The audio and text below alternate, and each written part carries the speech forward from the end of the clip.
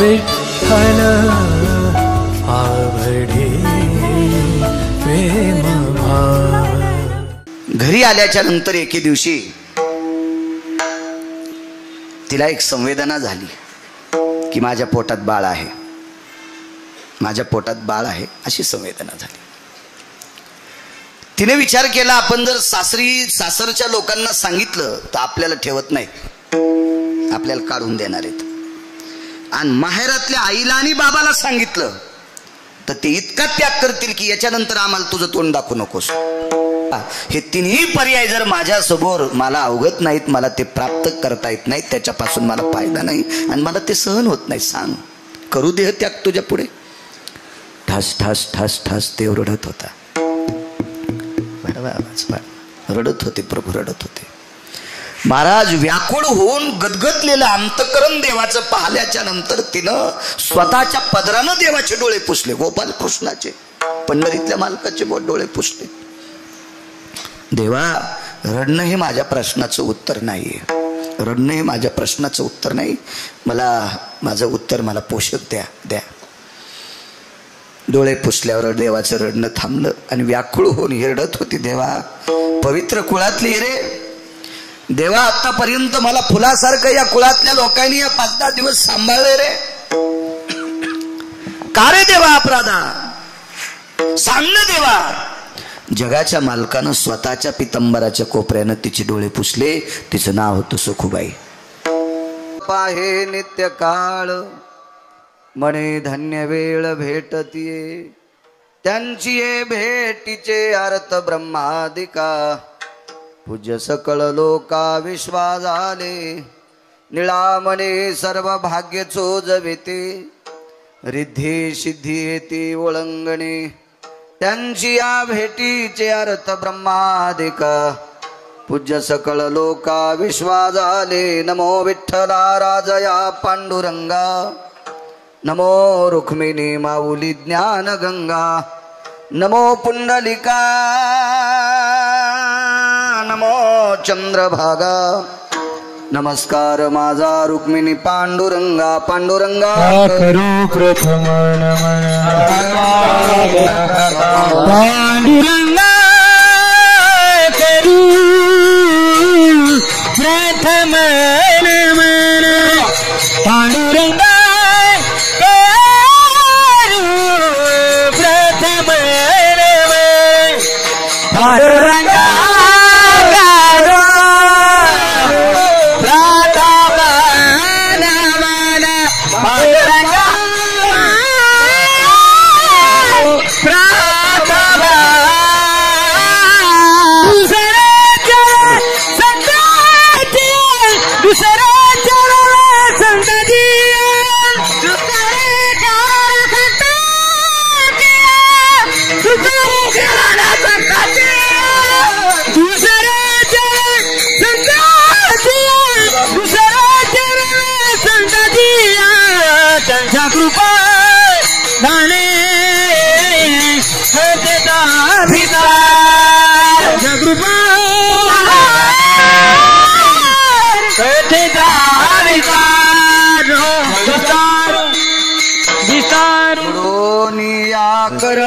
चरणी हेवी तो माता, हेवी तो माता, परसादी विनंती माझे पंढरीनाथा, परसादी विनंती माझे पंढरीनाथा, जोडून करू धरणे ठेवी तो माता, हेवी तो माता, परसादी विनंती माझे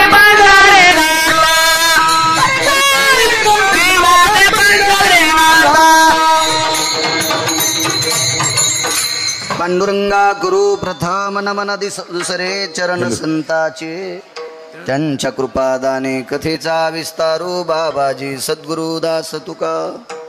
मनोजवं मारुत तुल्य वेगं जितेंद्रियं बुद्धिमतां वरिष्ठं, वातात्मजं वानरायोत मुख्यं श्रीरामदूतं शरणं प्रपद्ये.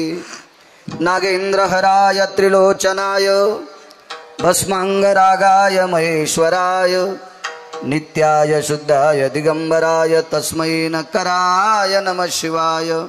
शरदिंदु समाकारे परब्रह्मस्वरूपिणी वासरा पीठ निलयी सरस्वती नमस्तुते विठ्ठल विठ्ठल विठ्ठल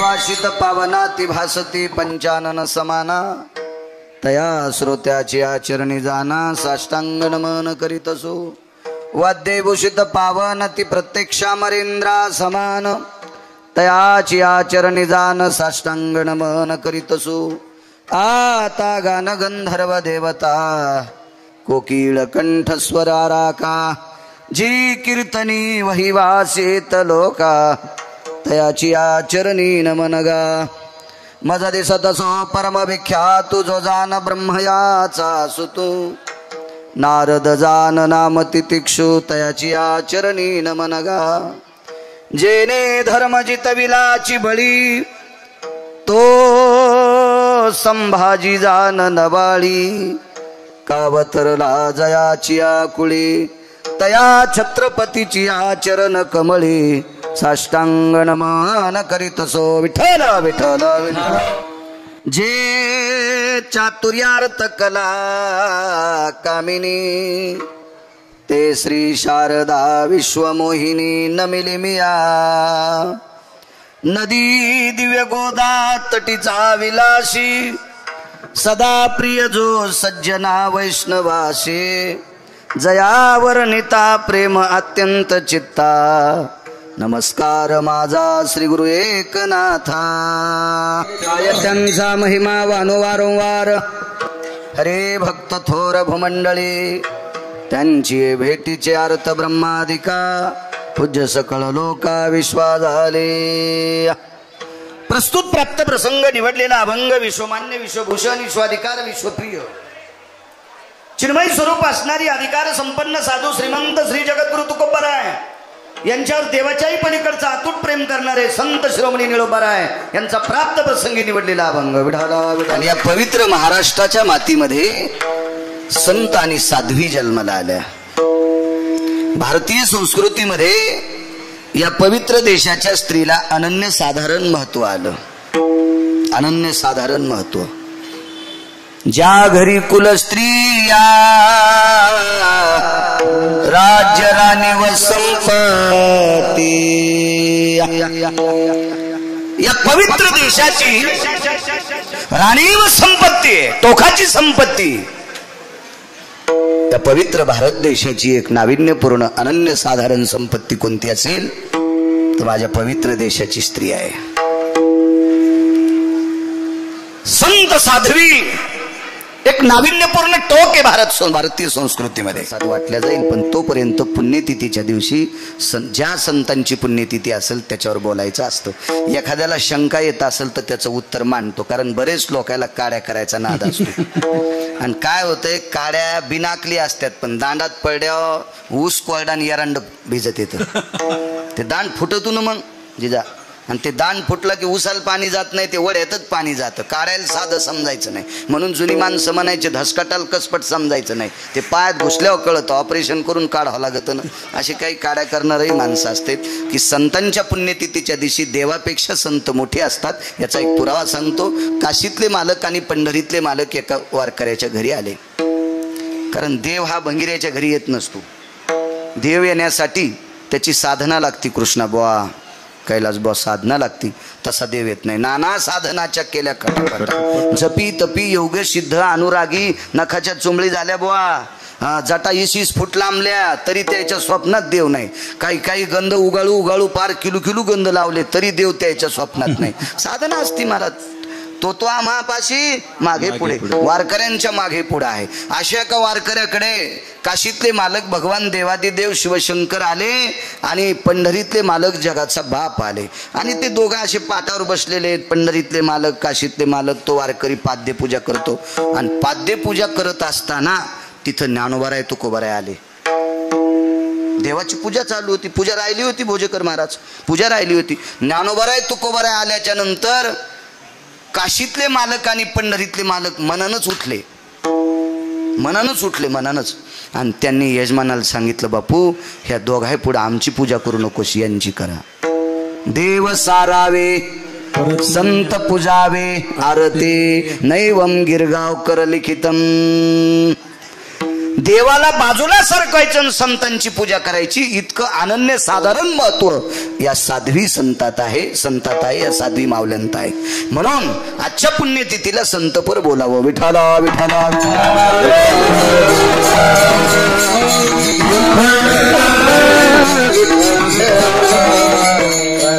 काय त्यांचा महिमा वारंवार असं काय असेल की संतांच्या बाबतीत निळोबाराय आश्चर्यकारक शब्द वापरतात. मी किती वर्णन करू, काय वर्णन करू, काय सांगू. महाराज एके ठिकाणी देहूतले मालक सुद्धा म्हणतात काय वानू आता न पुरे ही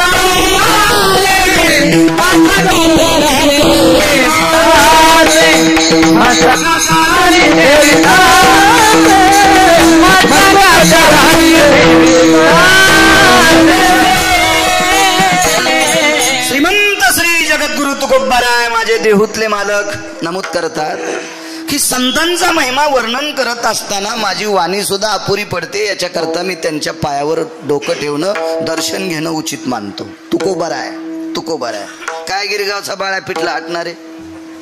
जिथं तुकोबाराय या संतांच्या चरणावर डोकं ठेवतात तिथं मी काय सांगणार आहे. जिथं निळोबाराय म्हणतात मी काय वर्णन करू त्यावरती मी काय सांगणार आहे. तुम्ही मला आशीर्वाद द्या आणि साध्वी मातोश्री पूज्यश्री माऊली मला आशीर्वाद देतील त्याच्यावर मी बोलेल. एवढा मोठा संतांचा अधिकार या साध्वी माऊल्यांचा अधिकार आहे. रस्त्याने भोजेकर महाराज दिंडी चालली. करा थोडा कडक आवाज करा करा. दिंडी चालली. ती दिंडी दिंडीच होती. काही काही दिंड्यांना दिंड्या म्हणताना पण लाज वाटते. त्याच्यात हलकी वाजती, बाया नाचत्या. मी पाहतो ना सोहळ्यात जातो, मला चालायला काही त्रास नाही. त्याच्यामुळे मी चालत असताना बघतो ना काही मस्तळलेली दिंडी मालक, त्याच्यामध्ये डफडं वाजत डफडं. सूत्र ऐका. काशीतल्या मालकांनी वारकरी संप्रदायात आरक्षित केलेलं वाद्य पकवाज आहे. या पवित्र भारत देशातला महाराष्ट्राच्या मातीतला टोकाला गेलेला मृदंगाचार्य असे 200 एका बाजूला बसवान, एकच हलकी एका बाजूला ठेवा. 200 पकवादाची माती करते ती. म्हणून संप्रदायात तिला मान्यता नाही. कधी कधी पाहायला त्रास असल्यामुळं मी पुढे पुढे असा चलवतो, कधी मागे कधी बाजूला. तर ते पाहण्यात येतात त्या हलक्या वाजताना. त्या हलक्यावर इतका डान्स बाया सुद्धा करतात. त्या हलकीवर दिंडीत नाचणाऱ्या माणसांना बायांना कोणत्या नरकात टाकावं मला वाटतं यम सुद्धा विचार करीत असेल. त्याच्यासाठी एक स्वतंत्र नरक तयार करायचा. कशाला दिंडी म्हणायचं. त्या दिंडीतला एक क्षण सुद्धा अधिकारी लोक वाया जाऊ देत नाहीत. बघा काही काहींच्या दिंड्या अशा त्या दिंडीच्या कडेनं रुमाल बांधून चलत असताना असं वाटतं आकाश सुद्धा हलायलंय. इतका त्या टाळांचा कुळघुळाट, ते त्यांचे स्वर, ते अभंगाच्या पडलेल्या त्या शिन्स, त्याच्या त्या गोडशा अशा लहरी, त्या लहरीनं आकाश दुमदुमून जातं. ते निष्ठावंत वारकऱ्यांच्या दिंड्या. अशी एक निष्ठावंत वारकऱ्याची दिंडी चालली आणि ती दिंडी गावाच्या कडेनं जात असताना गावाच्या कडेला एक केर टाकायचं ठिकाण, त्याला आपण उकांडा उकिरडा, शुद्ध भाषेत उकिरडा, आडनाव नाही बरं तुम्ही उकिरडे येत उकिरडा किंवा उकांडा असं म्हणतो आपण. असा आहे त्या उकंड्यावर बाबासाहेब पाटील केर टाकण्यासाठी या महाराष्ट्रातली 3 दिवसापूर्वी लग्न झालेली पोरगी गेली. सात्विक होती ती भोजेकर महाराज, तात्विक होती, सदाचारी होती, पुण्यशील होती. आताची पोरगी 3ऱ्या दिवशी पुंजा टाकायला उकंड्यावर जाईल आणि तिला जर धाडलं तर ती बिना एसटीनच माहेरात जाईल. मला नाही राहायचं म्हणेन. मग तिसऱ्या दिवशी पुंजा टाकायला लावलाय. हो तुला बाजावर बसून तुही सासू आरती करीन. तुही सात्विक घरातली मुलगी काय त्यांचा महिमा सांगतोय. या समाधीतल्या साध्वी आसरा मातांचा महिमा किती मोठा याच्यावर बोलतोय. कसं होतं ज्याच्या गावाला गंगा त्याच्या गुडघ्याला सांगा. महाराष्ट्रातल्या लोकांना ही अधिकारी लोक गेल्यावर कळतात, आधी कळत नाहीत. ही शोकांतिक आहे. विठाला विठाला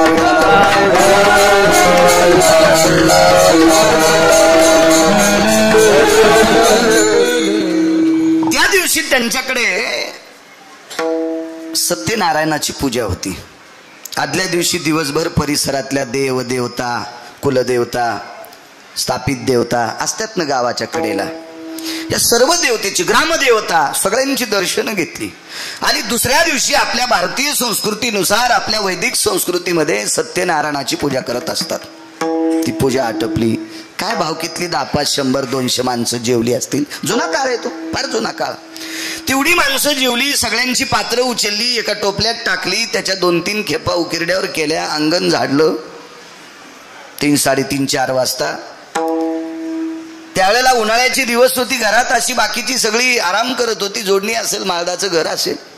आणि ती 3, 3:30, 4 वाजता तिनं शेवटचा कचरा टोपल्यात भरला आणि ते उकंड्यावर टाकायला गेली. तेवढ्या अवकाशात समोरून दिंडी जात होती. जय जय रामकृष्ण हरी, जय जय रामकृष्ण हरी, जय जय रामकृष्ण हरी. दिंडी चालली. महाराज ज्या घरामध्ये बाळकडू पाजलेलं आहे त्या घरातली कन्या होती ती. तिनं मागचा पुढचा कसल्याही प्रकारचा एका तिळाचा विचार न करता टोपलं उकंड्यातच ठेवलं आणि ती तशी दिंडीत गेली. नवीन लग्न झालेलं, गळ्यात 5-10 तोळे दागिने. मोठ्या घरची होती ती. मायरही श्रीमंत, सासरही श्रीमंत. 5-10 तोळे तशा काळात दागिने गळ्यामध्ये. सुंदरशी कपाळावर कुंकवाची चिरी, डोक्यावर पदर घेतला होता. तिच्या साडीला होता ना पदर, होता तिच्या साडीला, म्हणून तिने डोक्यावर घेतलेला होता तो पदर. आणि अशी भारतीय संस्कृतीतली गजगामिनी म्हणायचं तिला, गजगामिनी. अशा वैभवात ती चालत होती. वैभवात वैभवात. बाकीच्या बायका पाहत होत्या. एका बाईने विचारलं, कोण नाही बा, मोठ्या घरची बाई, आपण कशाला विचारायचं. माणसं आदरयुक्त भीती ठेवत होती. आदरयुक्त भीती. आदरयुक्त भीती कशाला म्हणायचं. मालकाच्या समोर बिडी वडायची नाही. बिड्या सोडीत नाही, पण मालकाच्या पुढे वडीत नाही. हो, मालकाच्या पुढे तंबाखू खायची नाही. माझ्या लहानपणी बरेच गडी मालक पुढून आल्यावर तंबाखू खाली सोडून देत होते. आता चांगली चांगली माणसं चालू भजनात तंबाखू घोंगडी खातात. ही प्रगती आहे परमार्थाची. ही आपल्या मराठवाड्यातली प्रगती आहे. ही गोडवा आहे आपल्या संस्कृतीतला. काय विटीवरच्या मालकानं आपल्यावर कृपा करावी. विठाला विठाला.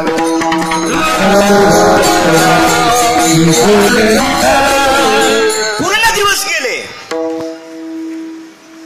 परत आली. महिना श्रावण होता बरं भोजेकर महाराज. श्रावण मास होता, श्रावण मास. आणि त्या श्रावण मासात मी अगोदर बोलून गेलो तुम्हाला, उन्हाळा. पण माफी मागतोय, महिना श्रावणातला होता. दिंडीच्या बाबतीत चौकशी आतापर्यंत मला त्याची माहिती मिळाली नाही. त्याच्याकरता सांगणार नाही. जे गोष्ट माहीत नाही का, बिना बुडाचं टोपलं कौरक हालत असतं भास्करांना. त्याच्यामुळे टोपल्याला बुड असलं पाहिजे. बुड असलं पाहिजे. आपल्याला माहिती नाही. एखाद्याने विचारलं ती कोणाची दिंडी होती तर हवा निघणं. त्याच्या दिंडी होती इतकं माहिती. त्या दिंडीचे प्रमुख कोण होते, त्या दिंडीतले महाराज कोण होते. महाराज अशा पवित्र साधूच्या दिंडीत गेल्याच्या नंतर हिला एवढा अधिकार प्राप्त होतो. त्या अर्थी ते अधिकारी किती मोठे असतील. परत आले. श्रावणातला मास आहे, पवित्र मास. त्या मासात ते परत आले. घरी आल्याच्या नंतर एके दिवशी तिला एक संवेदना झाली की माझ्या पोटात बाळ आहे, माझ्या पोटात बाळ आहे, अशी संवेदना झाली. तिने विचार केला, आपण जर सासरच्या लोकांना सांगितलं तर आपल्याला ठेवत नाही, आपल्याला काढून देणार आहेत. आणि माहेरातल्या आईला आणि बाबाला सांगितलं तर ते इतका त्याग करतील की याच्यानंतर आम्हाला तुझं तोंड दाखवू नकोस. आचरणात वागणारी लोक होती ना, चारित्र्य सांभाळणारी लोक होती ती. या विश्वात सर्वात मोठी किंमत कशाला असेल तर चारित्र्याला. गेलेले पैसे पुन्हा कमीता येतील. काबाड कष्ट केले ना तर पैसे मिळवता येतील. पण चारित्र्य ज्याचं संपलं, चंद्र सूर्य येतोपर्यंत पुन्हा त्याचं नाव त्या हिशोबात घेतल्या जात नाही. म्हणून सर्वात मोठी किंमत कशाला असेल तर भारतीय संस्कृतीमध्ये आचरणाला आहे, चारित्र्याला. विठाला विठाला.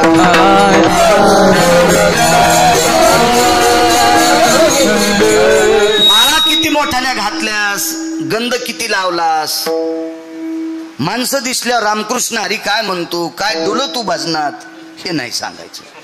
आचरण तुझं किती गोड आहे हे सांगायचं. तुला पाठांतर किती आहे, तुला गाथा किती पाठ आहे. नाही म्हणला मी उलटी ज्ञानेश्वरी पाठ केली, हे सोंबळे आहेस तू. तुला कोण सांगितलं उलटी पाठ करायची? हा, आम्ही सोयीशी वाचून आमच्या स्वप्नात देव नाही, आणि तुला उलटी वाचल्यावर कोण कोण भेटणार आहे? नालायकपणाचं टोकेने. विठाला विठाला.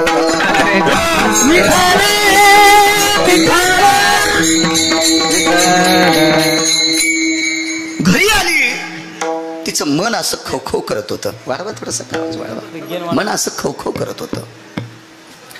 पण तिने विचार केला, उभयंता दोन्ही कुळाला आपण सांगू शकत नाही. सासरी सांगू शकत नाहीत, माहेरी सांगू शकत नाहीत. आपण सांगू फक्त एकालाच शकतो, तो विटेवरचा बाप आहे. सुखही सांगायचं असेल तर त्याला सांगा, दुःखही सांगायचं असेल तर त्याला सांगा, मानही सांगायचं असेल तर त्याला सांगा, आणि अपमानही झाला असेल तर त्याला सांगा. देवा सांगू सुख दुःख, देवा सांगू सुख दुःख,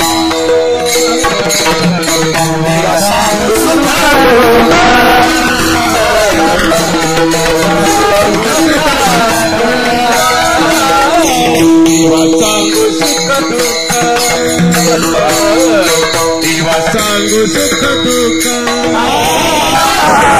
देवा सांगू सुख दुःख,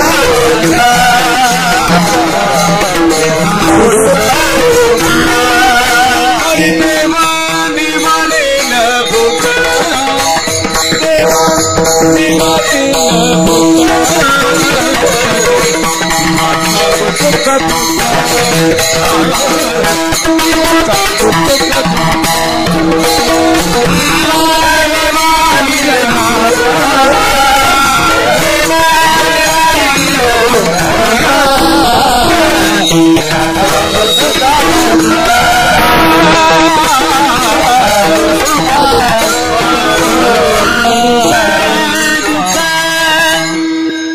देवा सांगू सुख दुःख. बर काय होतंय भंगीर यायला, तुम्ही दुःख सांगितले होते, रडून ऐकते ना हसून बोंबलत सांगते. एका नळ्यानं ऐकते तर 10 नळ्यानं पेरीते. बरं झालं याचं इचकलं, लय तर करू लागला, बरं झालं देवान नीट केला. असे भंगिरे असते महाराज. ज्याला स्वतःच्या दुःखाची अक्कल नाही ते हराम करायला आपले दुःख कशाला सांगायचे? दुःख फक्त संतांना सांगायचं आणि देवाला सांगायचं, पुन्हा कोणाला दुःख सांगायचं नाही. बाकी दुःख ऐकण्याची क्षमता आहे का नाही? कारण याच्यात डोक्यावर इतकं दुःखाचं गठोड आहे की मान वाकली. कशाला सांगायची? एक मन होती, उघड्या घरी नागडं गेलं आणि पहाट पस्तोर हिवान मेलं. ज्याच्या अंगावर बोटभर कपडा नाही त्याच्या इथं नागडं गेलं, म्हणला कपडा द्या, ते म्हणला मीच मरायलो, तुला कुठून देऊ? मग हे बाकीची अवस्था आपली, तुम्ही आम्ही. दुःख ऐकायची ताकद त्यांच्यात आहे, ऐकून दुरुस्त करायची ताकदही त्यांच्यात आहे, म्हणून त्यांना सांगायचं, कोणाला नाही सांगायचं. एक जणाला गणमाळा झाल्या आणि दुसरं त्याच्याकडे गेलं, मला 2 आल्यात, ते म्हणलं मला 14 आल्यात. मग ज्याला 14 आल्या अजून नीट होत नाही, तू ह्या 2 कापीन ते आगाव पण आहे. एक जणाला कुरप होते, काऊन चालायला राशे, ते म्हणला 20 वर्ष झालं चालताच येत नाही खड्यात. हो म्हणला मला एक कुरूप झालंय, आता तू त्याच्या कशाला सांगायला? त्याच्या पायाला गंडलं झालेत कुरपाचे, तू काय ते नीट करणार आहे? ते हे आपण भरके माणसं आहेत ना. आपण समुद्रातही सळल्यानं नीट होत नाही तर बुटकं भर पाण्यानं काय आपले दात घासायचे ऐका नाही. म्हणून दुःख सांगायचं असेल तर या लोकांना सांगायचं, साध्वींना सांगायचं, संतांना किंवा देवाला सांगायचं. हुशार मुलगी होती, गर्भाची संवेदना लक्षात आली आणि त्या दिवशी सासूनं पूजा करायला लावलं. पूजा करायला भारतीय संस्कृती किती गोड आहे सांग का? महाराष्ट्राची संस्कृती. आपल्या संस्कृतीमध्ये मुलीला सगळं शिकवल्या जातं आणि मग तिचं लग्न केलं जातं. ती महाराष्ट्राची संस्कृती. अण्णा स्वयंपाक शिकवल्या जातो, पूजापाठ शिकवल्या जातं, आलेल्या पाहुण्यांचा आदर शिकवल्या जातो, स्वच्छता शिकवल्या जाती आणि मग तिचं लग्न केलं जातं. बऱ्याच नवऱ्यांना काही न शिकवता त्या पोरींचे लग्न केलं जातं. म्हणून पैसे तोपर्यंत नवऱ्याला हॉटेलहून डबे सांगतात आणि ज्या दिवशी त्याचे संपले त्या दिवशी माहेरात येतात. ही संस्कृतीच्या बाहेरची क्रिया, अशी क्रिया नाही आपल्याकडं. आपल्याकडं आधी शिकवल्या जातं. तुम्हाला एक माहिती आहे का, आपल्याकडं मुलीला शिकवल्या जातं नवल नाही, आपल्या इथं बैलाला आधी शिकवल्या जातं आणि मग टिपणीला धरल्या जातो. बैल सुद्धा न शिकवता धरलेला बैल कसा तास आणील, किती जू मोडीन, किती फन मोडीन, किती जानुळे मोडीन आणि किती आवता हाणणाऱ्याच्या तोंडातून ने जातेन, हे हिशोबात चलत असतो का बैल बिन शिकलेला. म्हणजे आपल्या संस्कृतीत बैलाला सुद्धा शिकवलं जातं, आपल्या संस्कृतीत घोड्याला सुद्धा शिकवलं जातं, तेव्हा त्याच्यावर बसल्या जाते. हा, न शिकवलेल्या घोड्यावर बसल्यावर तर ते बोरी खालून जाईन, घेईन ना तोंडवर बडून. म्हणून आपल्याकडं शिकवल्याशिवाय, त्या वैचारिक पातळीची लेवल आणल्याशिवाय त्याला हाताळल्या जात नाही. ती आपली भारतीय संस्कृती आणि त्या संस्कृतीत भाजलेली ती मुलगी. म्हणून आपल्याकडं म्हणायचं पोरगा औंदा भाजायचं. बाबा भाजायचं म्हणजे इस्त्यात नाही वांग भाजल्यावानी, भाजायचं म्हणजे लग्न करायचं. काय मार्मिक शब्द होते जुन्या लोकांचे, विठाला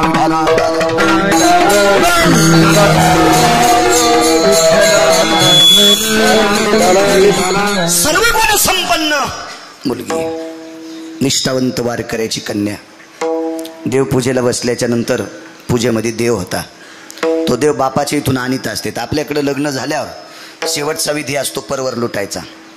नवरी नवरदेवाला आपल्या बापाच्या घरी नेती आणि बापाच्या देवाऱ्यात पाय पडायला लावती आणि मग पाय पडता पडता ती सांगती, हे देव घ्या. ते देव म्हणजे लंगडा देव, म्हणजे गोपाल कृष्ण, हे देव घ्या. अशी पद्धत आहे. मग त्यानं तो देव खिशात टाकायचा. ते म्हणला मी घेत नाही. मग ती म्हणली मी संग येत नाही. घ्यावा लागतो का नाही तो दे देवा, तो देव तिकून आणलेल्या देवाचा सत्यनारायण करीत असते. तर हो, मी केलं 27 वर्ष. हो ना. आणि मग तो देव खिशात घेतला. तो देव, त्या देवाची ती पूजा करीत होती. कोणी नाही मागच्या देवघरात, एकटीच आहे. बाजूला कोपऱ्यात एक जातं होतं भोजेकर बाबा. त्या जात्यावर एक दगड असतो गोल, खुंटा ठोकायचा. भाऊसाहेब पाटील तो दगड घेतला तिने हातात. तो हातात घेऊन दगड देवाच्या पुढे टेकला. देवाला लोणी ठेवलं, त्याच्यावर तुळशीचं पान ठेवलं. काय त्यांचा महिमा सांगतोय. तुळशीचं पान लोण्यावर ठेवलं आणि गोपाल कृष्णाला प्रणाम केला. मालक, माझ्या माहेरात आत्तापर्यंत देवा तुझी पूजा करत होते रे, याच्याकरता तुझ्या पूजेची अस्मिता मला सुद्धा आहे. पण एक विचारते रे देवा, बापानं ज्याच्यासोबत लग्न लावून दिलंय त्याचा अजून शारीरिक संग नाही. वारीत गेल्याच्या नंतर जी माणसं पाहिली, मोठी माणसं पाहिली त्यांना बाप म्हणाले आणि कमी वयाची पाहिली त्यांना जिजा भाऊ म्हणाले. मग पुरुषाचा संग मला नाही, मग माझ्या पोटात गर्भ कसा? देवा ही माहेरी सांगितलं तर आचरणातली लोक आहे. माझी आई देहत्याग करील, माझे बाबा प्राण सोडतील, आणि सासरी जर सांगितलं तर ते मला हाकलून देतील. हे जगिन्य वाढन बरं देवा. मग मी तुला निमूटपणे विचारते, सुखही तुलाच सांगावं, दुःखही तुलाच सांगावं. आमच्या परंपरेतली सगळी जे ही धुरा आहे का देवा, ही तुला वाहिलेली आहे.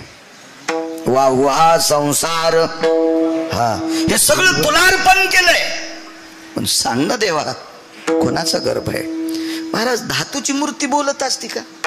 तांब्या पितळाचा असेल ते फार केला तर चांदीचा रंगनाथ असेल, लय श्रीमंत असेल भोजेकर बुवा सोन्याचा असेल रंगनाथ मूर्ती, पण धातूची चनकायलाच बुवा ती कशी बोलल होती. त्या धातूच्या मूर्तीच्या हातात एक लोण्याचा गोळा आहे, पण तो गोळा कशाचा आहे? धातूचाच आहे. आणि हिच्या हातात दगडाचा गोळा आहे. देवाला सांगितलं, देवा सांग रे परमेश्वरा, सांग सांग गर्भ कोणाचा आहे? बोलत नव्हती मूर्ती. त्या रंगनाथाला, त्या गोपालकृष्णाला, त्या पंढरीतल्या मालकाला दह्या दुधानं तिनं स्नान घातलं होतं आणि सांगितलं, देवा मी तुला दह्या दुधानं स्नान घातलं, लोण्याचा तुळशीच्या पानाचा प्रसाद ठेवलाय, पण आता मी तुला प्रसाद देणार माझ्या अशुद्धाचा. अशुद्ध म्हणजे रक्त. मला सांग गर्भ कोणाचा आहे, नाही तर तुझ्या समोर हा पाषाण मी माझ्या डोक्यात घालून तुला रक्तस्नान घालते. तात्काळ मूर्ती प्रगट झाली. प्रगट झाली मूर्ती. चतुर्भुज नारायण आहे. पायावर डोकं ठेवलं, वटी पसरली. सांग देवा गर्भ कोणाचा आहे? पर्याय आहे देवा. माहेरी सांगितलं पर्याय नाही, सासरी सांगितलं पर्याय नाही, पाताचा पर्याय आहे. त्याला गर्भपात म्हणतात. पण हे जर पाप मी केलं तर चंद्र सूर्य येतोपर्यंत माझं नाव गढूळ राहील, घाणेरडं राहील, कलंकित राहील. म्हणून या निष्पाप बालकाची मी हत्या करणार नाही. आहे पर्याय, पण तो चुकीचा पर्याय आणि तो संप्रदायात मोडत नाही. मग सांग देवा, हे तिन्ही पर्याय जर माझ्यासमोर मला अवगत नाहीत, मला ते प्राप्त करता येत नाहीत, त्याच्यापासून मला फायदा नाही आणि मला ते सहन होत नाही, सांग करू देह त्याग तुझ्या पुढे. ठस ठस ठस ठस देव रडत होता. रडत होते प्रभू, रडत होते. महाराज व्याकुळ होऊन गदगदलेलं अंतकरण देवाचं पाहिल्याच्या नंतर तिनं स्वतःच्या पदरानं देवाचे डोळे पुसले. गोपाल कृष्णाचे, पंढरीतल्या मालकाचे डोळे पुसले. देवा, रडणं हे माझ्या प्रश्नाचं उत्तर नाहीये, रडणं हे माझ्या प्रश्नाचं उत्तर नाही. माझं उत्तर मला पोषक द्या. डोळे पुसल्यावर देवाचं रडणं थांबलं आणि व्याकुळ होऊन रडत होती. देवा, पवित्र कुळातली रे देवा, आतापर्यंत मला फुलासारखं या कुळातल्या लोकांनी या 5-10 दिवस सांभाळले रे. का रे देवा अपराधा, सांग ना देवा. जगाच्या मालकानं स्वतःच्या पितंबराच्या कोपऱ्यानं तिचे डोळे पुसले. तिचं नाव होतं सखुबाई. जसं या अधिष्ठानाच्या माऊलीचं नाव आहे आसरा माता, तसं त्या माऊलीचं नाव होतं सखुबाई. डोळे पुसले भोजेकर बाबा. जगाचा मालक खाली बसला आणि सांगितलं, सखू, सासूरवाशिनी होतीस, पारतंत्र्यातलं जीवन होतं. एक मर्यादित कवच असतं तारुण्यामध्ये. बाल्य रक्षंती पिता, तारुण्य रक्षंती भ्राता, वार्धक्ये रक्षंती पुत्र, नैव नैव स्त्री स्वतंत्रता. बालपणात आई वडिलाचा धाका असावा, तरुणपणात आपल्या पतीचं कवच असावा आणि 90 वर्षाची म्हातारी असेल तरी मुलांचं कवच असावा. वार्धक्ये रक्षंती पुत्र, नैवम गिरगावकर लिखितम. आणि हे सखू, या सगळ्या गोष्टीची तू पायमल्ली केलीस. भगवान म्हणले, हे म्हणण्यापेक्षा तुझ्या उद्याच्या भवितव्याचा विचार न करता धाडस केलंस आणि तू माझ्या दर्शनाकरता आलीस ग. पण मला तुझ्या माहेरातल्या लोकांची कीव आली ग. एका पवित्र कुळातली मुलगी आहेस, तिकडच्या लोकांचं जगिन्य होऊ नये, अपमानाचा डोंगर वाढ होऊ नये, याच्याकरता तू वारीत आल्याच्या नंतर तुझ्या घरची सगळी कामं मी तुझ्या रूपात मी केली. महाराज, ती सखुबाई होती. सखुबाई तिनं सांगितलं, देवा, तू साडी नेसला असेल काही नवल नाही, सारवण केला असेल काही नवल नाही, सडा टाकला असेल काही नवल नाही, स्वयंपाक केला असेल काही नवल नाही, शेण काढला असेल नवल नाही, केर टाकला असेल काही नवल नाही. याच्या मागं लोकांचं करीत आलाच ना. चोखोबारायचे मेलेली जनावर ओरडेस, गोरोबा काकाचा चिखल तुडीलास, नरहरी महाराजाचा गडू फुंकू लागलास, सावता बाबाला खुरपू लागलास.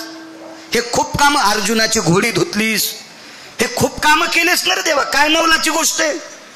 फक्त साडी नेसून केले काय, मला याचं वाटत नाही. माझं एकच प्रश्न आहे की माझ्या पोटातलं गर्भ कोणाचा.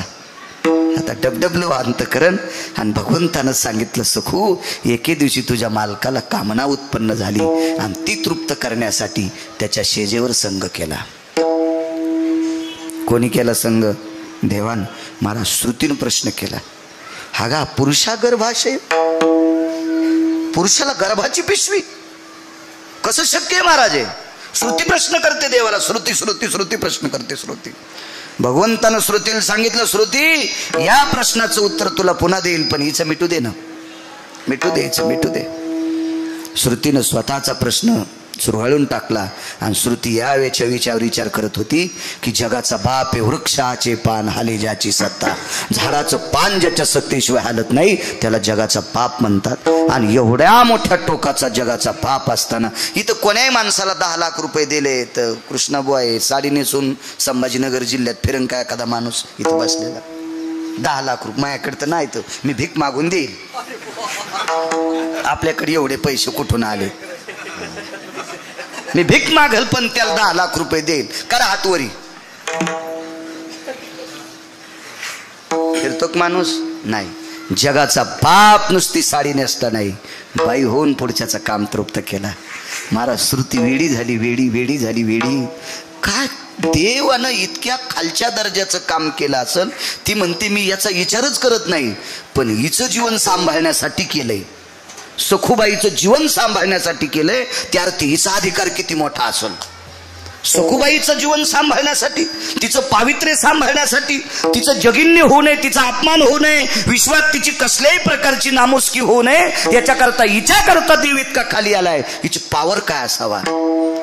तर श्रुतीशास्त्राला संत वाङ्मयातल्या काही लोकांनी सांगितलं, हे श्रुती माते, विश्वाच्या मालकाला संत इतके आवडतात, प्राणाई परोते, प्राणापेक्षा विश्वाच्या मालकालाही संत आवडतात. आणि त्या संतांसाठी इतक्या खालच्या स्तराचं काम करतो. या महाराष्ट्राच्या मातीतल्या सखूबाई नावाच्या साध्वीचा जर हा दर्जा, तर माझ्या साध्वी आसरा मातांचा किती मोठा दर्जा. म्हणून मालक पहिल्या कडव्यात म्हणतात, काय दांत महिमा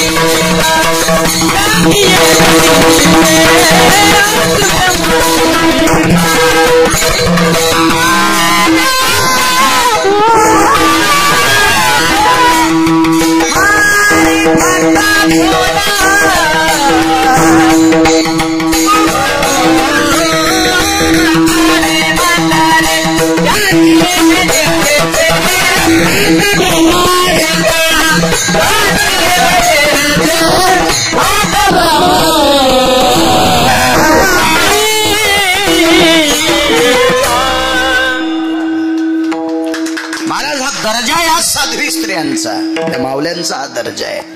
आणि ती पवित्र पूज्य श्री समाधीधन सद्गुरू आसरा मातेंचा अधिष्ठान इथं आहे. काय पूज्यता. जनाबाई नावाच्या साध्वी होऊन गेल्या. वारकरी संप्रदायातलं एक फार मोठं टोक. महाराज विश्वाच्या मालकानं भ्यावं, विश्वाच्या मालकानं. एखाद्या बाईनं भजन येते, मग ती नदीभर म्हण शिवी तू कोणाला, तुला दात राहतेत का खारोड्या खाला तर चपात्या चगळून खाईन, खारोड्या चगळून खाता येत असतात का, ठोईन का तिचे कोणी दात. ती जगाच्या बापाला शिवी देत होती. तुझी रांड रंडकी झाली, जन्म सावित्री चुडेल्याली, तुझे निघाले मडे, तुला पाहोने काळ रडे. एवढी हिंमत, इतकी ताकद, देवाला शिवी द्यायची. साध्वी जनाबाई. बरं काय होतं घरी, देवाला जीव घालण्यासाठी 5-25 गाई तरी जनाबाईकडे होत्या का? 5-50 एकर तरी त्याच्यातल्या गहू ज्वारीचा नैवेद्य करीत नाही. ह्याच दुसऱ्याच्या इथं खाला. नामदेवरायाच्या घरच्या भाकरी खाच्या. दाशी नामयाची मनोनिया. अनन्य साधारण महत्व आहे महाराष्ट्राच्या मातीमध्ये पवित्र स्त्रियांना, अनन्य साधारण महत्व. काय दर्जा आहे साध्वींचा. या गावातली एक न एक माऊली आपल्या सासरून माहेरी आज येते. कधी कधी दिवाळीला येता येत नाही, लक्ष्मीपूजन सोडून येता येत नाही, पण या पुण्यतिथीच्या दिवशी समाधीवर डोकं ठेवण्यासाठी पंचक्रोशीतले गावातली सगळी जणी येतात. काय दर्जा आहे, काय अधिकार आहे. इतकी सामान्य परिस्थिती, आपलं जीवन सुव्यवस्थित राहावा याच्याकरता दामू शेट्टीच्या घरी, नामदेवरायाच्या घरी, राजाईच्या सानिध्यामध्ये, गोणाबाईच्या सानिध्यात आपलं जीवन फुलासारखं व्यतीत करणारी माऊली, त्या घरी काबाड कष्ट गौऱ्या याचण्यापासून काम करणारी स्त्री साध्वी जनाबाई. बर, ज्या घरी राहत होत्या त्या घरी कोण्याच माणसाला बंद पांघरायला नव्हतं. बंद म्हणजे आता हे जर चादर असेल तर बंद म्हणायचं. भोजेकर महाराज याच्यातलं अर्ध फाडलेलं, कारण बंध पांघरण्यासाठी नव्हतंच तितकं पाटील साहेब, नव्हतंच. इतकी परिस्थिती नाजूक. या परिस्थितीमध्ये जगाच्या मालकानं त्या बाईला नाहू घालावं. नाहू, माझ्या जनीला नाही कोणी म्हणून देव घाली पाणी, किंवा डोळी चोळी सारंग पाणी. जगाचा बाप डोकं चोळायचा, डोकं चोळायचा. वैकुंठवासी माधव महाराज मगर म्हणायचे, वापन काढायचा. आपली भाषा नाही पण त्यांची येते. आदरीव लोक परमार्थातले, त्यांचं वाक्य सांगतोय. पा इतकं देव काम करायचा. एके दिवशी जनाबाई झोपलेल्या आहेत आणि राजाबाईंच्या गोतातली एक पाहुणी आली, म्हणजे नामदेवरायाच्या सासरवाडीतून एक पाहुणी आली. आता पांघरायला तिला काय द्यायचं, हिवाळ्यातले दिवस होते, काय द्यावं पांघरायला. म्हणून जनाबाईनं सांगितलं, मला दिलेली जी वाकळ आहे ती पाहुणी पांघरेल. कडकड हिवाळ्याचे दिवस होते, कडकड हिवाळ्याचे दिवस. सगळी आपोआपल्या अंगावरची पांघरणं घेऊन झोपलेली आहेत. जनाबाई एकट्या झोपलेल्या आहेत. डोक्याच्या जटा, केस मोकळे केले आणि ते मोकळे केस असे तोंडावरून पांघरले. साळीचं तनच भरलेली पोताड्याची उशी डोक्याला घेतली आणि त्याच्यावर अंग टाकलं आणि आपले त्या मुक्तावळी केस असे तोंडावर झाकले, झोपल्या. महाराज त्याला शेजारती झाली. त्याला कोणाला? जगाच्या बापाला. त्याची शेजारती कशी असेल? मखमली शेज असेल, त्याच्यावर फुलाच्या पाकळ्या असत्याल, त्याच्यावर त्याला मंत्रात झोपायचं. आता स्वामी सुखे निद्रा करा गोपाळा, आपुलाले मनोरथ जातो आपुल्या स्थळा. एवढं फार काय मोठं, अंगावरती शाल, नुसतं हे करायचं सगळं. महाराज जगाच्या मालकाला तिथं अशी थंडी भरली. अंगावरचा मखमली ते पांघरण हालू लागलं. गणेश भाऊ हालू लागलं. आईसाहेब बाजूला होत्या. रुक्मिणी आईसाहेब, मालक मी बऱ्याच वेळेस तुम्हाला घाम आल्याला पाहला. पांडवांना लाक्षागृहात पेटवलं त्या दिवशी जगाच्या बापाला घाम आलता. अशी काही प्रकरणं पाहिली. पण तुमच्या अंगामध्ये कापरं भरतय, तुम्हाला थंडी वाजती, तुमच्या अंगावरचं पांघरण हालतय, हे पहिल्यांदा पाहते. असं का? आजारी आहेत तुम्ही? जाग आली आणि मध्यरात्री सांगितलं, रमा, रमा म्हणजे लक्ष्मी, हे लक्ष्मी, माझ्या जनील थंडी वाजते ग, माझ्या जनील थंडी वाजते, मला जावं लागतंय. आणि अंगावरचं भरजरी पांघरण उचललं आणि जिथं जनाबाई झोपल्यात तिथं अंगावर नेऊन टाकलं. महाराज त्या जनाबाई होत्या, जनाबाई होत्या. जाग आली, पाय धरले. माय बापा, मला पांघरण घालण्यासाठी आलास? नको रे, ज्या घरातली मायबाप मला 2 टायमाच्या भाकरी देतेत ते गोदडे पांघरायलेत आणि मी मखमली कपडा नाही पांघरणार, नाही पांघरणार. पण दृष्टांत संपला. जगाच्या बापाने रात्री स्वतःची पर्वा न करता तिच्या अंगावर पांघरून टाकावा. त्या जनाबाईचा अधिकार किती मोठा असेल, काय दर्जा असेल माझ्या आश्रमातेचा, या पवित्र समाधीधन माऊलींचा काय दर्जा असेल, काय माझ्या जनाबाईंचा दर्जा भक्तिसूत्रातला. जगाच्या बापाने पांघरणाची व्यवस्था करावा इतकं टोक ह्या साध्वींचं आहे. म्हणून मालक पहिल्या कडव्यात म्हणतात,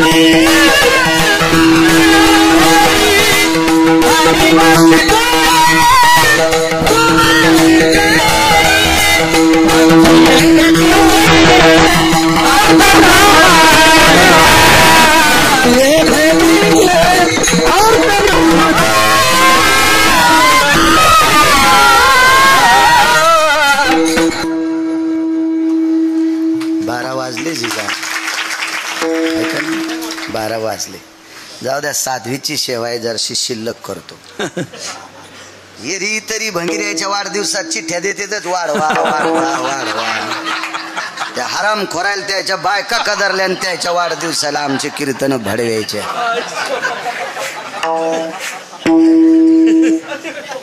इथं बोललेलं मालकाच्या यादीत जाते. गरीब बाई एक एवढं उदाहरण ऐका. मग काल्याचा अभंग घ्यायचा आपल्याला. विठोबा रुक्माईचं भजन करून मग काल्याचा अभंग, त्याच्यावर 5 मिनिटं बोलून मग प्रसाद वाटू. आणि कधी पण सूत्र लक्षात ठेवायचे. मागे एकदा भागवत लावलं एका माणसाच्या वर्ष श्राद्धाला, आणि वर्ष श्राद्धाला भागवत लावलं. त्याच्या पुण्यतिथीच्या दिवशी काल्याचं कीर्तन ठेवलं. कसं काला करता येईल श्राद्धाच्या दिवशी? माणसाच्या श्राद्धाला काला करता येत नाही. का? कारण त्याची लायकी नाही म्हणून. आणि संतांच्या पुण्यतिथीच्या दिवशी का देव काला स्वीकारित नाही. ते म्हणतो माझा मोठेपणा नको, त्यांचा करा. इतका मोठा फरक आहे.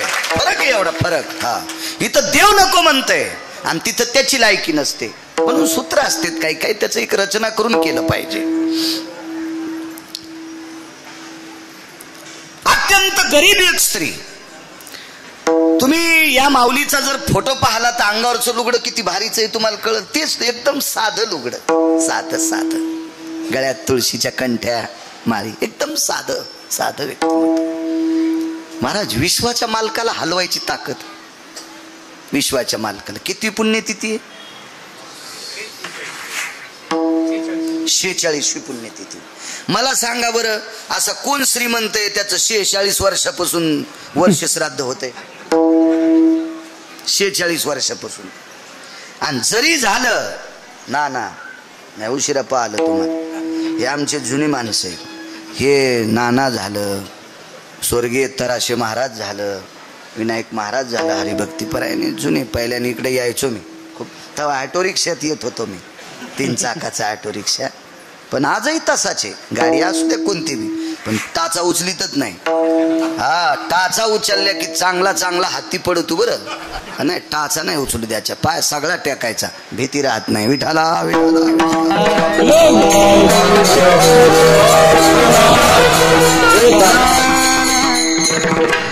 गरीब बाई, अत्यंत गरीब. गरीब बाई, अण्णा गरीब बाई. ती रोज देवाला नैवेद्य द्यायची, खिचडीचा नैवेद्य. खिचडी काय असेल बरं तिच्या खिचडीला? कधी जर तेल नसलं तर ती पातेलं ते मडकं गरम करायची, त्याच्यात पाणी टाकायची. ते चणकन वाजलं, पाण्याला चटका बसला आणि पाणी उकळलं की तांदूळ टाकायची. फक्त मीठच त्याच्यात. मोहरी नाही, जिरं नाही, तेल नाही, हळद नाही, जायफळ नाही, कढीपत्ता नाही, काही नाही तिच्या खिचडीला. नुसतं मीठ आणि मिरचीचा तुकडा. अत्यंत गरीब बाई, अत्यंत गरीब बाई. इतकी गरीब पुढे आहे का? तिला झोपडं जरी असलं तरी त्या झोपड्याला सुद्धा लाकडं मोठी भेटली नव्हती. कारण तिच्या झोपड्यात मधात जाताना बसून जावं लागायचं. बसून महाराज बसून. उभ्यान गेल्यावर थुत्तर फुटन, म्हणजे उभ्या मिडी उंचीनं कमी होत्या. मग आता ते वाशे तरी लांबणीचे कसे जमतील? वाशे नाही कळायचे जीनच्या पॅन्टीवाल्याला. वाशे फक्त जुन्या लोकांना कळतंय, तुम्हाला वाशे कळत नाहीत, वाशे मोजता येतात. विठाला विठाला विठाला. जुनी माणसं म्हणायचे काय बचर बचर लोकांचे वासे मोजायला. वाशे मोजणं म्हणजे दुसऱ्याची निंदा करणं, उकांडे उकरणं. वास त्याला म्हणतात, ते लाकडाचं असतंय. जुन्या लोकांना माहित होतं. पूर्वीच्या काळात ते पत्र गित्र दुर्मिळ होते म्हणून झोपडे करायचे ना. आढं असायचं, त्याला आडू असायचा, उभ्या मेढी असायच्या, वाशे असायचे, खालच्या आखुड्या मेढी असायच्या, कोपऱ्यात मोघळ करायचे, मोघळाला एक मजला करायचे, त्या मजल्यात पेंडी ठेवायचे म्हणजे बैलाचं तोंड पुरणी टाकल्यावरच खावा अशी शिस्त असायची. राहल जर कोठे होते तर त्याच्या सगळ्या वस्तू ठेवायचे मोघळ. आता काय राहल बंगले आणि आतमध्ये भूत. काय नुसता मोठा वाडा पोकळवासा आणि वारा जाय भासा भासा. नामदेवरायाच्या घरी झोपडं होतं पण भजन 14 लोक करीत होते. हा आता काय नाही, आता नुसतं हा एक जणांनी घर बांधलं, वास्तू शांतील माल बोलवलं, घर होतं 1.5 कोटी रुपयाचं. माझ्या लक्षात आली आणि मिस्त्रीत पैसे बुडिलेत. बेताड रडू लागलं ना ते. अरे गजा असे असे वक वक करू लागले. म्हणलं यान गजावाल्यात पैसे दिले नाही, खडीवाल्यात दिले नाही, इटावाल्यात दिले नाही, याच्या घरात बसणं म्हणजे मसनवाड्यात बस नाही. आता करता काय बुका लावणार तेच होतं. त्याच्यामुळे मी काही विरोधात गेलो नाही, त्याच्या काय विषय नाही. त्याचं एवढं मोठं घर. म्हणलं तुळशी वृंदावन आणि करीत असतीत का. म्हणलं बाप्पा आणि तू हिंदू आहे ना आणि तुळशी वृंदावन करीत असतीत. म्हणलं काही अशी परिस्थिती होती, चला असू द्या. बरं काही न तुळशी वृंदावन केलं तर बाजूला शेळी बांधली. ती शेळी तुळशीला उपदाऱ्याच येऊ दे ना. शेंडा आला की छानी, आला की छानी. काय नाटको काय कायचे बाप्पा. आणि ते म्हणते आम्ही लय परमार्थिक चांगल्या पुरात टाकायला पाहिजे या मन तुम्हाला. विठाला विठाला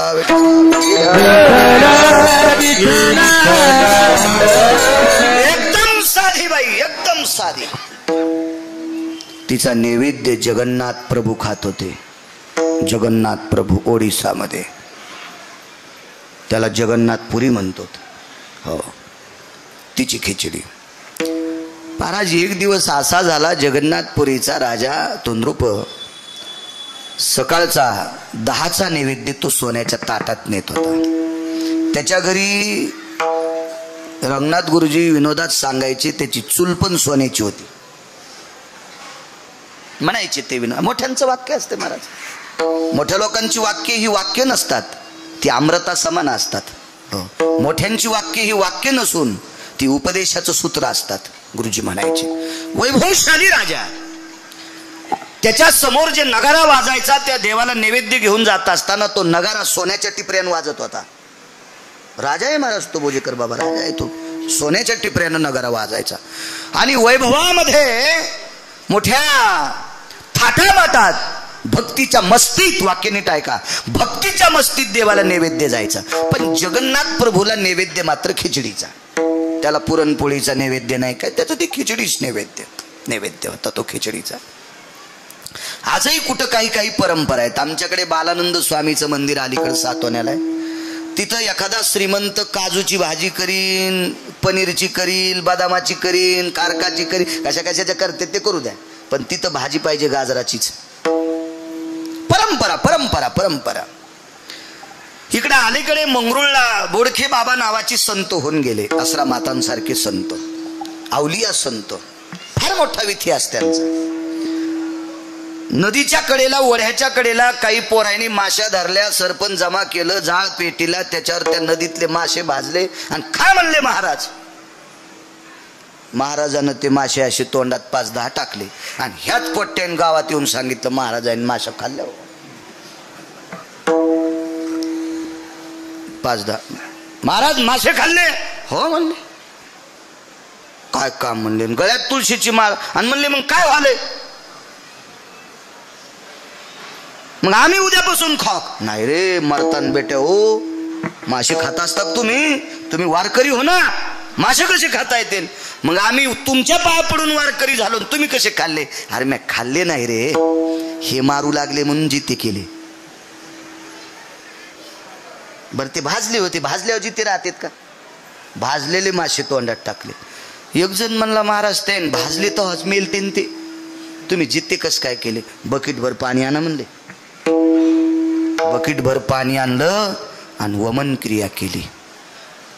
उलटी नाही केली पाटील साहेब, उलटी नाही, पूर्ण जठर तोंडातून बाहेर काढलं, पूर्ण अन्नाची पिशवीच बाहेर काढली आणि खळा खळा खळा त्या बकेटभर पाण्यात धुतली आणि ते भाजलेले काळे ठक्कर पडलेले मासे त्या बकेटात पडले की जित्ते झाले.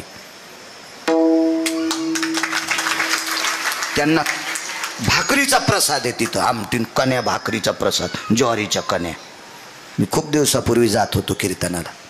ह्याचा एक प्रसाद असतो, ठरलेला प्रसाद असतो, प्रसाद खूप ठिकाणी.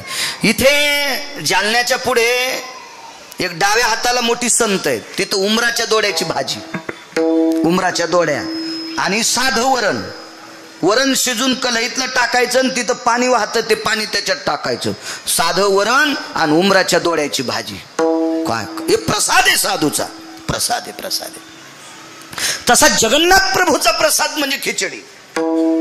महाराष्ट्र फार टोकाचा आहे. महाराष्ट्र महाराज या लोकांमुळे आपण साबूत आहेत. धरा या महाराष्ट्राची, या भारत देशाची पृथ्वी शेषाला सहन होत नव्हती, म्हणून या संतांनी त्यांच्या तपोबळावर पृथ्वी स्थिर ठेवली. शेष कधीच थकलाय, इतकं पाप झालंय, शेष कधीच थकलाय.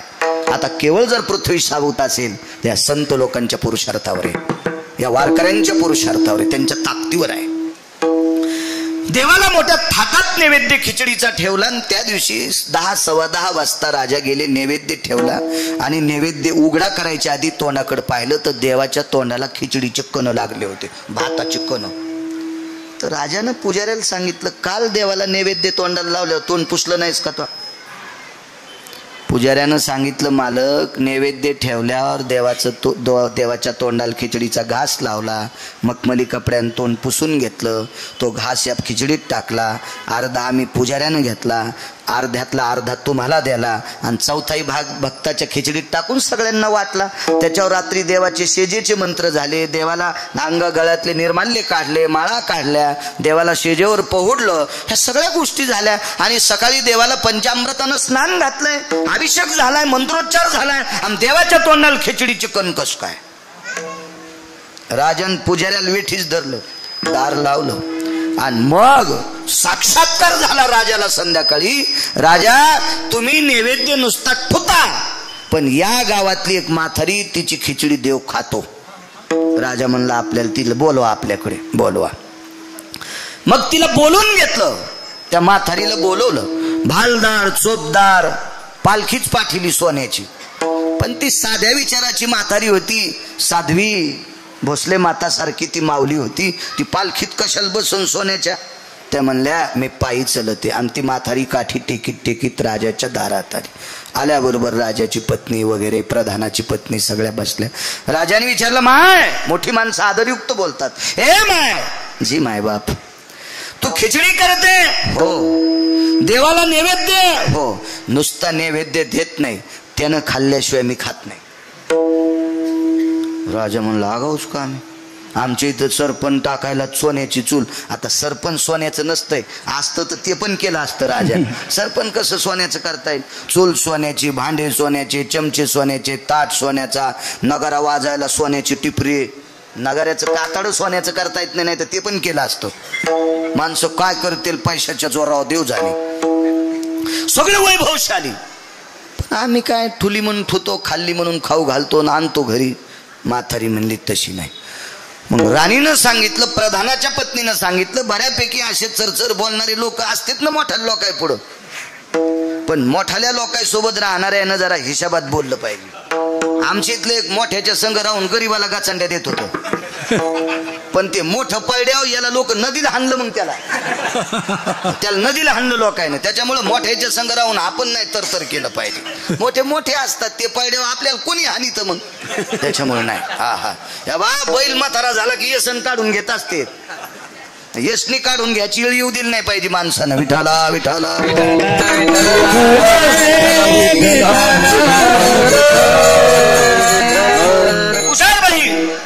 सगळ्यांनी विचारलं, मग शिजाव खिचडी. ती म्हणली, तुमच्या इथं सोन्याची चूल आहे, सोन्याचं पातेल आहे, सोन्याचा चमचा आहे, हिच्यात टाकायला काय कोथिंबीर काय टाकायची, सोन्याची इळी आहे, सगळे तुमचे तांदूळ भारीचे येतं, पण तुमच्या इथं शिजलेली खिचडी जगन्नाथ खात नाही. राजाचं तर सगळं जीवन ढिलच. बसल्या बसल्याच कष्टा खोसू लागला. आपलं तर मातीतच गेलो म्हणे बापा. चला म्हणे प्रधानजी, राजा, मंत्री, महामंत्री, सुमंत्री, राजाची महाराणी, प्रधानाची पत्नी, त्या म्हातारीचं घर गावाच्या कडेला. पण त्याच्यातला एक मंत्रिमंडळातला एक जरा लवचिक होता. तिथे गेल्यावर म्हणला, राजेसाहेब म्हातारीच्या घरी जाताना मुकुट हातात घ्या, नाही तर वरच्या लाकडात अडकन, अपमान होईल तुमचा. बसून जावं लागत आहे आणि बसून बी मुंडकं वाकून जावं लागत. नाही वाकिलं तर वरी मुकुट अडकण आणि वाकिलं तर खाली पडन. राजा हुशार होता, गेले मधात, दाबून चोपून सगळे बसले. म्हातारीन चूल पेटिली. देव किती भारी. त्या दिवशी सरपण ओलं, सारे डोळे पुशीत होते, पण पाहायचंय ना देव खिचडी खातो खातो. खिचडी शिजली. शिजल्याच्या नंतर दारात तुळशीचं वृंदावन आणि तुळशी वृंदावनापाशी खापराच्या गाडग्यात. आता गाडगं म्हणल्यावर खापराचं, पण आता लय लोक खापर वापरायले. तर गुळाचा चहा कोण पेत होते? तुम्हाला गिरगावच्या बाळ्याच शपथ आहे, इमानदारीने सांगा. 20-30 वर्षापूर्वी गुळाचा चहा कोण पेत? गरीब माणसं. आणि गुळाचा चहा एखाद्यानं बऱ्यान पेल्या लोक म्हणले हे भिकार चोटे, हे गुळाचा चहा प्याले. हे सांगायलो 30-35 वर्षाचं. तुम्हाला पुन्हा एकदा मै शपथ आहे, आता गुळाचा चहा कोण प्याले? जय तर लय पाचोळा झाला का? ते प्याले ते गुळाचा चहा. हो, इथे गावरान गुळाचा चहा भेटन. त्या हॉटेलवाल्याला विचारा ऊस कुठं लावतेत. ते म्हणलं आपल्याला काय पतात नाही. ऊस दाखवा बरं. त्याने येळू दाखिला. म्हणलं या येळून हाणा ह्या सोंबळ्याला. येळूचा कुठं गुळ होत असतो रे सोंबळ्या. येळूतला ऊसातला ज्याला फरक कळत नाही हे बिनाखली म्हणतोय हे गावरान गुळाचा चहा आहे. तो येळू मोडूस तर हाणायला पाहिजे भाडव्याला. लोकांच्या डोळ्यात माती टाकतो सोंबळ्या. सारी नाटकच. चला काय करायचं आपल्याला. हे पैशावाल्याचा माज उतरण्यासाठी देव अशी जन्माला घालतोय. हो, तुळशी वृंदावनापाशी खापराचं परळ होतं, त्याच्यात खिचडी टाकून दिली सगळीच पूर्ण पुसून पासून. भोजेकर महाराजजी टाकली ती. त्याच्यावर तुळशीचं पान ठेवलं. पाणी त्याच्यातला थोडासा घास त्याच्यातच उचलून ठेवला आणि पाणी फिरवलं. पाणी फिरवायला मातीचंच बुटकं. पाणी फिरवलं आणि डोळे झाकले आणि विनंती केली. रोज डोळे झाकून नुसती विनंती खिचडी खाय म्हणून करीत होती. तिला चुटचुट आवाज आला किंवा खिचडी हलिल्याचा आवाज आला की तिच्या लक्षात येत होतं देव आला. पण तिला वाटत होतं आज देव येतो का नाही काय माहीत. तिला माहीत होतं ना फुगिरायला देव भेटत नाही. आज सारे फुगीरच होते तिच्या भावताल बसलेली. फुगिरायला कसं भेटन? हा, देव भेटण्यासाठी हे वाकलं पाहिजे अंतकरण. हो, माना तर कोणाच्या वाकत यात येडिंग थोडीच झालेली. मानाला थोडीच येडिंग केली न वाकायला. वाकत असती हे चोंबळेपणा असतो मान वाकीनं. पण हे वाकलं पाहिजे. आणि हे ज्याचं वाकतंय का अंतकरण देव त्याला मानित असतो, कोणाला नाही मानित देव. नम्र झाला भूता तिने कुंडिले अहंकार गेला आणि तुका म्हणे देव झाला. नम्र दिश्व मानित नाही. म्हातारीन पदराची वटी केली. 2-4 जाग्यावर छिद्र त्या लुगड्याला. भोसले माता सारखं लुगडं साध आणि त्या लुगड्याची जिजावटी केली अशी पुढे आणि देवाला पसरली. देवा भीक मागते रे, आज माई परीक्षा आहे रे जगन्नाथा. हे माय बापा विश्वनाथा, माई परीक्षा आहे रे माय बापा. रोज खिचडी खातोस रे, आज खाय नाही यायच्या देखता. खोरा छानला, हाताचा खोरा, हात दिसत नाही आणि खिचडीच्या पात्रात असा खोराच, तुपाच्या मोठ्या बरणीत असा कसा खोरा घालतेत असा खोंगा, तसा खोंगाभर खिचडी घेतली आणि म्हातारीनं दर्शन घेतलं. राजेसाहेब देवान खिचडी खाल्ली. म्हातारीनं जिथं देवाचा हात लागला होता का तितका भाग राजाला देऊन टाकला. राजा धर्मनिरपेक्ष राजा आहेस, तुला देवाचा स्पर्श झालेला प्रसाद देते. ठराविक लोकांना भेटतो देवाचा स्पर्श झालेला प्रसाद. रानोबा नावाच्या वारकऱ्याला भेटला. हे रानोबा नावाचे वारकरी म्हणजे चोखोबारायचे वडील होते. देवान चोखलेला आंबा रानोबाला भेटला. देवाचे दातन ओठ लागलेला तो आंबा पत्नीला दिला. झाल्याला मुलगा नाव ठेवलं चोखोबा. हे ठराविक लोक असतात पात्र सुद्धा. राजाने विचार केला काय म्हातारी, त्याच जागेवर महाल बांधला आणि आज तिथेच स्वयंपाक घरे जगन्नाथाचं आणि तिथून खिचडी करून जगन्नाथाला आजही नेण्याची पद्धत आहे. दृष्टांत संपला. महाराज सोन्याच्या चुलीवर शिजवलेला स्वयंपाक खात नाही पण एका झोपडीत लहानशा 4.5 फूट उंचीच्या झोपडीत राहणाऱ्या म्हातारीच्या हातची खिचडी खातो. जगन्नाथ तिची खिचडी खातो. ती साध्वी किती अधिकारी असेल तशा माझ्या भोसले माता किती अधिकारी असताल. म्हणून मालक पहिल्या कडव्यात म्हणतात, नाशिकच्या मनमाडच्या मालेगावच्या पुढं कोपऱ्यावर खानदेशच्या कोपऱ्यावर ढवळेवीर नावाचं गाव आहे. ढवळेवीर. जीवनभर एका साध्वी रुक्मिणीबाई नावाच्या स्त्रीनं ज्ञानेश्वरी वाचली. त्या जात राहिल्या. त्यांचा अंत्यविधी केला अण्णा. तर अंत्यविधी केल्यावर दुसऱ्या दिवशी राख सावडायला गेले तर दोऱ्यासगट माळ सापडली. दोऱ्यासगट. आज त्या माऊलीच्या माळीची समाधी आहे. अनन्य साधारण महत्व या महाराष्ट्राच्या मातीमध्ये पवित्र स्त्रीला. रयतेचे राजा छत्रपती शिवाजी महाराज याच भारत देशातल्या पवित्र स्त्रीच्या पोटी जन्माला आले. धर्मनिरपेक्ष महाराणा प्रताप याच भारत देशातल्या पवित्र स्त्रीच्या पोटी जन्माला आले. ज्ञानोबाराय, तुकोबाराय, नामदेवराय, चोखोबाराय, नाथबाबा, सावता महाराज, शेना महाराज, गोरोबा काका, निवृत्ती दादा, सोपानदेव हे सगळे याच भारत देशातल्या पवित्र स्त्रीच्या पोटी जन्माला आले. इतकी पवित्र स्त्री, त्यात माझ्या भोसले माता माऊली. त्यांचा हा 46वा पुण्यतिथी सोहळा. त्यांच्या चरणी साष्टांग प्रणिपात करतो आणि माझ्या वाणीला कीर्तनातला मध्यविराम देतो. विठोबार कुमार नमः शिवाय.